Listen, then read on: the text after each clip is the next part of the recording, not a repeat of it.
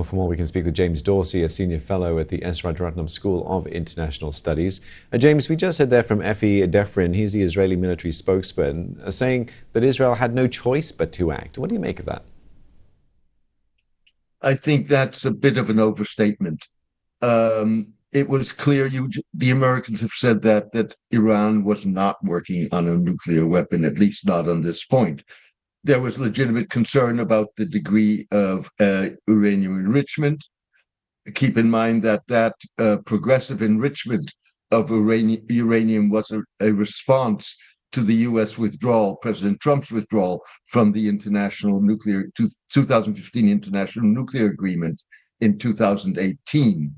I think what we're seeing is Netanyahu taking advantage of on the one hand, a stalemate in the Iran nuclear negotiations that were supposed to be continued on Sunday. And while the United States has sought to distance itself from this military action, I think that Netanyahu also sensed that there may not be serious consequences if he ignores Trump's advice not to strike at Iran at this point.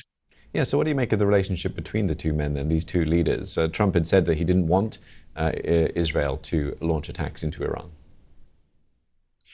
The relationship is strained over a number of issues, including Iran. I think the point here is that, on the one hand, Trump clearly, when he spoke to Netanyahu on Monday, as well as in public statements, made clear that he did not want to see an Israeli strike against Iran. He did not publicly, and we have no evidence that he did so privately, attach any potential consequence if Israel was to go against his wish. So Israel may have very well thought that it can get away with this, all the more so given that it would be tough for Trump to come out in this situation on Iran's side rather than Israel's side.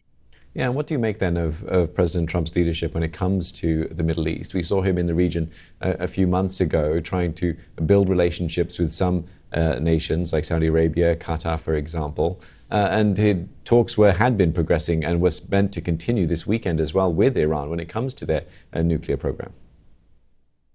Well, I think there's several issues. First of all, with regard to Iran, Trump's negotiating strategy is essentially, I am going to impose my will. You cannot have an enrichment program. Now, first of all, there's a question of tone and language that Trump uses, which clearly is not going to go down well in Iran. And nevertheless, Iran, I think, did stick to the negotiations over the last 6 weeks or so.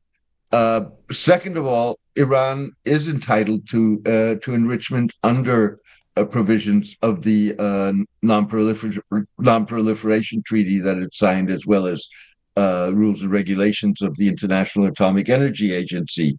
So what you're seeing here is a fundamental gap of distrust that Trump was not going to seek to bridge. He was going to try and impose.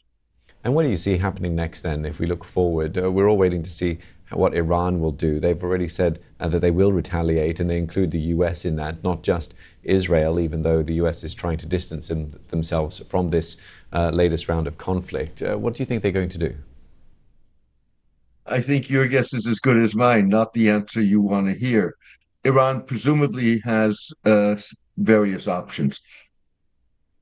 Given, taking into account that Israel clearly is the militarily more superior force in any confrontation with Iran, and has demonstrated not only with the attacks on Iran in recent hours, but over a period of time, that its reach inside Iran is significant.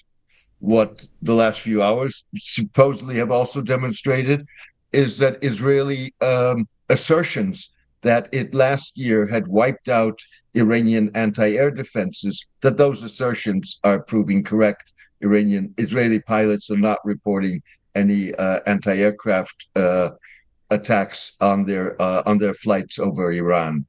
What Iran's options are, presumably we're going to see a much fiercer barrage of missile attacks with much more high caliber missiles than we saw last year. Last year were attacks calibrated to show or demonstrate capability rather than to destroy or hurt Israel. This time round, Iran will want to hurt Israel. There's obviously the question of whether or not Iran will attack U.S. facilities, and more equally importantly, if it decides to do so, where it will attack those facilities. Iran is probably unlikely to want to draw the Gulf states, Saudi Arabia, and the UAE and other Gulf states into this conflict, but it has not excluded attacking U.S. military facilities in those countries. And of course, it has a variety of asymmetric options, even though its axis of resistance, groups like Hezbollah, have been severely we'll have to see how that plays out, James. So we'll leave it there for now, though. Thanks very much for your thoughts, as always. Good to speak with you. James Dorsey, Senior Fellow at the S. Rajaratnam School of International Studies.